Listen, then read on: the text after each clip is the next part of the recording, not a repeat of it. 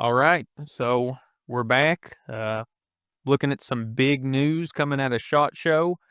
Um, got Jesse here with us since he's kind of the Smith and Wesson man out of the crew, you could say. Um, this came as of this filming 3 days ago on Instagram post from Smith and Wesson.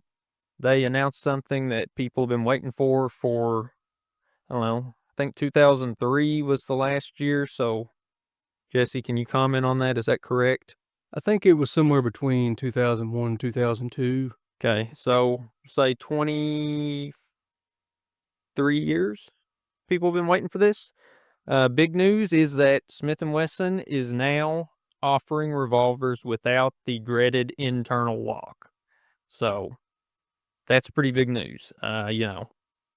They've offered the J frames with the concealed hammers without a lock, but anything that's had an exposed hammer since the early 2000s, if you wanted it, you're getting it with an internal lock. So I know that's put a lot of people off of buying newer Smith& Wesson revolvers. I've seen a lot of people online saying that they will buy Smith& Wesson revolvers when they offer them without the lock. So I guess people are going to have to put their money where their mouth is. They announced several new revolvers so far. Hopefully there's more to come. But the first three we're going to talk about are what they're calling the No Lock Classic series. So let's take a look at this one first. The Model 36 Classic No Internal Lock. Jesse, tell me what I'm looking at. What is this supposed to replicate? So you're looking at pretty much how the Model 36 Chief Special looked in its heyday of the 50s through 70s, really. So you've got the half moon front sight, obviously no lock now. You've got that really nice classic cylinder release. Really nice grips. You've got the diamonds back on the grips, little checkering, really nice medallion, which those have been around for a little while now since Smith & Wesson released that classic series of revolvers, but it looks beautiful. Yeah, when I first saw the picture the other day, I was like, wow, that looks really nice. Good to see the Chief Special back to how it should look. And it looks like we've got a smooth trigger. What is that, a service trigger? Yeah, looks like it. One-piece barrel, it appears. So I know a lot of people will be excited about that. Some of the Smith & Wessons here lately been using the two-piece barrels, and of course the one-piece is kind of that classic, how they've always been made. So sure people will be excited to see that return. Looks like some pretty nice bluing as well. Beautiful. Yep, looks really nice. Yeah, and several angles of it they posted, and yeah, you can see right there above the classic cylinder release, no internal lock, absolutely beautiful. So that's the first one. All right, so the next revolver that we're going to look at that they've come out with, I mean, this thing really needs no introduction. I think it's the best-selling revolver of all time. I think they've sold like something to the order of 6 million of these things. The classic Model 10. So, Jesse, you're the Smith & Wesson guy. Break it down for us. What exactly with this version are we kind of looking at? Well, you've got the classic Model 10 again, obviously no lock now. Something interesting that I see with this one is they went back to what a lot of people call a mushroom ejector rod end, which is something that actually stopped in the late 20s. And I haven't seen that I mean, you don't see those unless they're on those old K-frames and N frames, which is something really interesting they're doing. I see the half moon front side. I like that. Really nice wood grips, nice bluing, and yeah, it's the classic Model 10 just like it should be. Yeah, and interesting choice there for sure with the smooth wood grips, no medallions.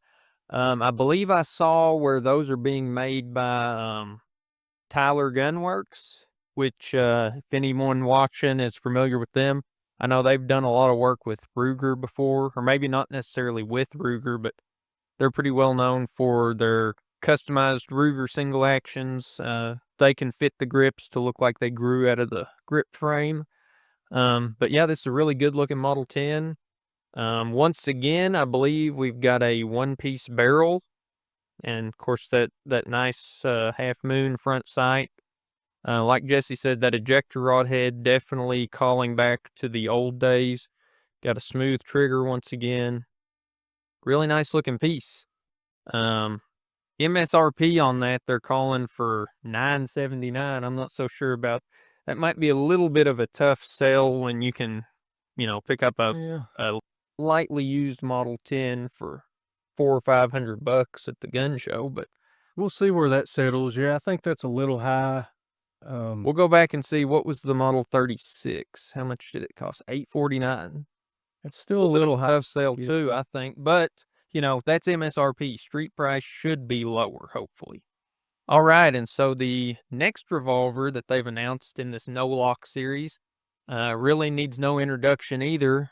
Everybody who's into double action revolvers, I think, is going to be familiar with this one, and that's going to be the Smith & Wesson Model 19. Jesse, can you break it down for us as far as what we're looking at? Yeah, Model 19 dates all the way back to the 50s, somewhere around 55, 56. It was one that actually was developed and released before there was a model designation. So it was originally just called the Combat Magnum, released in the mid 50s. Yeah, it needs no introduction. It's staple in the K-frame family. Really good shooter. The K-frames are really well balanced. I guess that's kind of why they took off, and it was used in law enforcement, target shooting everywhere, all over the world for 70 years, pretty much. What about these grips? What kind of grips are these similar Like the to? grips, yeah. So you've got the cutout. That's not the football cutout. I guess that'd be the full cutout for the ejector. You've got some diamonds, a nod back to the classic grips. You've got some checkering on there, and then you've got a really beautiful gold medallion on the top of that grip too. So looks really good. You've got the classic thumb release for the cylinder, a nod back to the 19s of old as well. You've got the red ramp insert for the front sight, and then you've got that adjustable rear sight as well. Checkering on the hammer. Looks like a smooth trigger on that one. So Yeah. everything looks good. Yeah, this is a good looking gun. One thing I will note on this one, as compared to the other two, this one does appear to be a two-piece barrel, just going off the pictures on their website. So, kind of an interesting choice. Not really sure why they would do I guess because it's the pencil barrels on the other one, but still a really good looking gun. And so that's the first three they announced. Now, these next two, to me, are kind of where the big news is at. I think a lot of people are going to be after these, and that's going to be the mountain guns. So these are a Lipsy's exclusive. There's two of them. We'll start with the 629. Oh man, Jesse, what are you seeing on this one? Looks beautiful, just like the rest of them. Yeah, the mountain guns were an exclusive product from Smith & Wesson. They were part of the 629 Deluxe series, I believe. Started in the mid to late, or I think it was early to mid 90s, 93, 94. Made all the way up until the early 2000s. Yeah, everybody knows the 44 Magnum, the mountain gun, a tapered 4-inch barrel. Got an adjustable rear sight, beautiful wood grips, stainless finish. Looks like a nice partridge front sight with a brass bead. Yeah. And I was reading earlier in the Smith & Wesson books, the originals, I don't know about this one, but the originals may have came with 4 different inserts for that front sight with different color beads. So I think that was an option with the originals, is every gun in the box came with 4 different front sight posts. Very interesting. Interchangeable. So we'll see what this one brings, but the flash chromed hammer and trigger looks great. This one appears to be a one-piece barrel, of course, no lock. And the grips on this one, I think, are kind of an interesting choice. Once again, these are going to be made by Tyler Gunworks, and they are what they're calling the high-grade walnut bear hug grips. Now, from what I understand, that's like an aftermarket grip from the 60s. I think so, yeah. So, pretty interesting look there. Now, this 629 beveled cylinder front edge. So, I think they're talking about sort of the black powder chamfer on the front of the cylinder. And it's a round butt. So, It's gonna be interesting. MSRP on that one's $11.99, and to me, that kinda hits the nail on the head for a 629. I It's mean, not bad at all. you're looking at the competition in today's market, you got the Ruger Red Hawk and you got the Colt Anaconda. This is priced pretty similarly to both of those. Anaconda might be a little more expensive, but I think the Red Hawk, I think, is right around the same price. And, I mean, you're getting really nice grips on this, and you're getting, I mean, it's a mountain gun. What more can you say? Yep. So that's gonna be the 629, and then the last one that they've announced so far as of January 20th, 2025, is gonna be the 686 mountain gun. And that's also Lipsy's exclusive. MSRP on that's $11.99 as well. It's pretty similar looking to the 629, but of course it's a 357 Magnum. It's still got the flash chromed hammer and trigger. And I believe, if I'm not mistaken, yeah, capacity on this one's going to be a 7 round. So 686 plus mountain gun. Yep. But same sights, same grips, nice looking piece. But this is just huge news coming from Smith & Wesson, bringing back the no-lock revolvers. I can foresee them selling a lot of these, and hopefully we will get to a point where all of their revolvers are offered without a lock. So, Yeah.